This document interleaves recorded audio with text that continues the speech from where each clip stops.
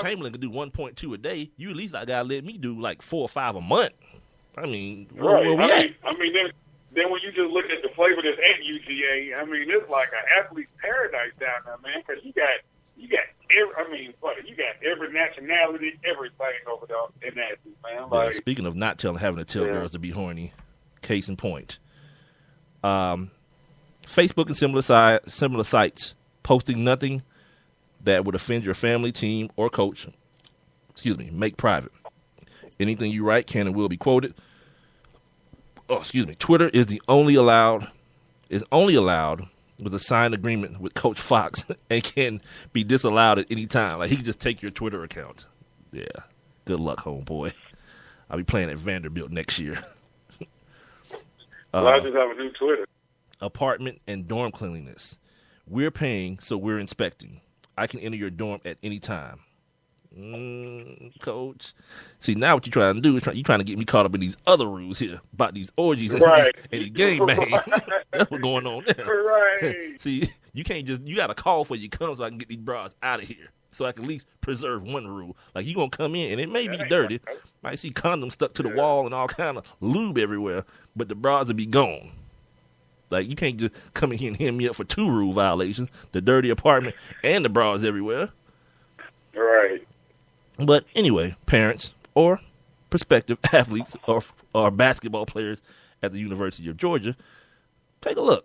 Make your decision. Not into gangbangs and things of that nature. Have fun playing for old Coach. Coach Fox just got a little bump and raise after the season, too. That kind of went unnoticed. They gave him a little bump to his little pocket there. So good for him. I don't know, I read this thing today about Colin Cowherd talking about he loves Oregon because of let me make sure I don't misquote Mr. Cowherd here. I love Deadspin, dude. Like, people kind of rag on Deadspin because it's not really written very professionally and all that. But yeah, that falls right into my dang wheelhouse. Just put your thoughts on paper. Just like I put my thoughts through these mics. They don't always come out clearly and precise. But you guys get the picture. Whatever. He's talking about Oregon. I guess they were seeding different cities. Let me go up to the top here and get you guys good here. Cowherd really, really likes Oregon. Can you guess why? It's partly because there's a lot of white. No. It's partly because there's a lot of white people in Oregon. When Oregon came up in their conversation, one of Cowherd's producers suggested that Oregon was a 14 seed. They were kind of like seeding cities. An exasperated Cowherd was displeased, and his producer asked him to explain what's so great about Oregon. Cowherd responded, "How about the wonderful people, mostly white, that drink a lot of beer and wine? Don't screw with Oregon. Great people, NBA team, Seahawks are right up the road, unbelievable wine, the coast, Oregon's like a 4 seed. Oregon's really nice." Good for him, sticking up for his people. I have no problem with it. Go ahead, dog. White power, my man. All day. Yeah. Prudence. All day long. Get the truck. All day strong. I smell an injury. Real quick before we get off this NCAA thing, because we got some NFL things to talk about as well. I'm just looking through here to kind of see, other matchups that may be of people's interest. Speaking of matchups that weren't in anyone's interest, that Kentucky Hampton thing. Bruh, I was on LSU in North Carolina State before halftime, because what you saw out of those N-words from Hampton, at some point they was like, F it. Them dudes just start jacking jump shots from everywhere too. Like, if they go in, cool, but if not, whatever. Like, yeah, they saw them big old. They saw Lyles and Carl Anthony Towns and the other big kid. They was like, nah, this is not gonna happen today. And eventually, Kentucky just started playing that game that I like to play. I'm just bigger than you. Watch this. And it's crazy because on my one of my other Twitter accounts, the show I used to do, the HBCU report, man, it was all kind of Hampton apologists tweeting, well, they did the best they could. They played better than a lot of teams versus Kentucky. Whatever. I was like, you just said absolutely nothing. Speaking of. Played better. Like, I couldn't tell. And I kind of watched the game a little more just because I wanted to see what kind of presentation they were going to do. Because you're a glutton for punishment. You are a glutton. I knew they were going to get drugged. Meanwhile, this LSU game is coming down to the last second. You wasting your time on Kentucky Hampton. Good luck, dude. What was I about to say? Oh, speaking of teams that did better than against them than other teams, how the hell did UCLA win a ball game? How did they beat Larry Brown's boys? It was on. How did this happen? It was a call at the very end of the game. But this is the same team I told you scored 7 points and a half against Kentucky. 7. That's like on some YMCA like 8 and under team, like the little boys. 7 points at halftime. How you win an NCAA? That's why, to me, all this stuff is cool, and this March Madness stuff they like to market you with. But all it is, in a nutshell, is like a whole bunch of bad basketball, and then something awesome happens in the last 10 seconds. That's all it is. It's like a bunch of like missed shots, missed layups, and dudes who can't hit free throws, and then, oh my God, some kid just hit a 3-pointer or a jump hook with 0.1 seconds left. That's all March Madness is. Like, you ain't gonna see no good basketball, let me back up, any decent basketball till around the round of 16. Like, all this other crap, like, let's keep it real. Louisville and UCI, come on. That came down to the last second? Really? Yeah. Really? That came down to the last second? Louisville and Rick Pitino against Mamadou Njai? Nah, I'm good. I'm all the way good, cuz. I'm telling you, Pimp, I'm all the way good, my man. Yeah, and you know what? Because my man is so honest, man, Rick Pitino, well, he's not honest because it's the same dude that banged his lover on the table at his restaurant when it was closed. So, not right. But he was honest in this saying, like, look, these first games, man, these kids have got to, they got to get the nerves out. They got to get everything out. And he was right. You could tell, man. These young kids, man, they get on the free throw line. They just like collapse emotionally. You know what I mean? It's like, oh my God, everyone's looking at me. Shoot these free throws. The same thing you've done in practice every day. Calm down, 20-year-old, 19-year-old, whatever you are.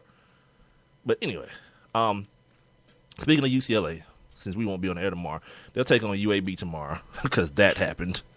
Kentucky will take on Cincinnati. Ohio State will take on Arizona.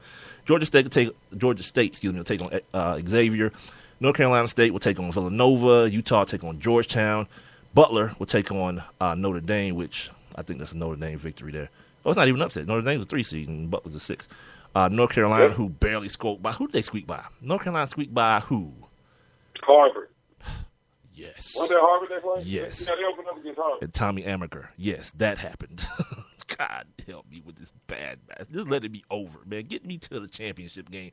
ASAP. They just fast forward with 3 rounds. Yes. Get me out of here. Yeah, get me to at least get me to 16. Well, you know what? I can deal with the Final Four. I mean, I can even deal with the Elite Eight. Yeah, get me to 16, and I'll cherry pick the games that I want to watch at that point. But this whole thing that's going on now, this whole UAB, Georgia State, UCLA thing, it's cute, but I'd rather not. Let's just say that. I'd rather not. All right? This is the Sports Kings podcast. I'm Big Mike. He's Rob Calloway. We're being heard on Spreaker.com. If you got any comments or any questions or anything you want to add your little flair to, you can do that via any social media site, Twitter, Instagram, or Facebook at Sports Kings Live. You can also email us if it's a little bit longer than 140 characters or whatever, and you don't feel like posting a picture with it or whatever the situation may be. You can email us, sportskingslive@gmail.com. Now, I mentioned that I had some NFL stuff I wanted to try to get to here. If my freaking notes will pull up, because I don't know, for whatever reason, things decide they want to just run slow for me. Like, I definitely have dial-up around here. Yeah, Comcast, don't believe the hype. Do not believe the hype. Unless, of course, Comcast in some weird way decides they want to sponsor this show. In that case, believe the hype. All of it. Yeah. Some things I was kind of mad at myself yesterday when we got off the show, ladies and gentlemen, and I'm not playing when I say that, because I didn't do things the way I usually do. I wasn't as detailed in my notes as I usually am, and I wasn't. Well, you told us why. Yeah. You told us that It just walked in the door right when it was time to start recording. Yeah, but that's not really an excuse because I always had my phone with me and I was reading stuff all day. But I was like, just playing around and not playing around, but I was just not really, separating the two things that I was doing well enough to be able to prepare like I should have. Like even the night before, like some of the stuff that I had, I got the night before, but you know what I did? I just put it on the list tomorrow. I'll write it up and put my thoughts together tomorrow and not worry about it. And then when tomorrow came, guess what didn't happen? That. Because yesterday, Phillip Rivers decided he was going to play his whole contract out. And you say, well, good for him. Well, kind of. It kind of is and kind of isn't, It gives him a chance to sit back and watch. I mean, because like I told you guys a couple days or weeks ago, I always put Phillip Rivers in that same category as Tony Romo.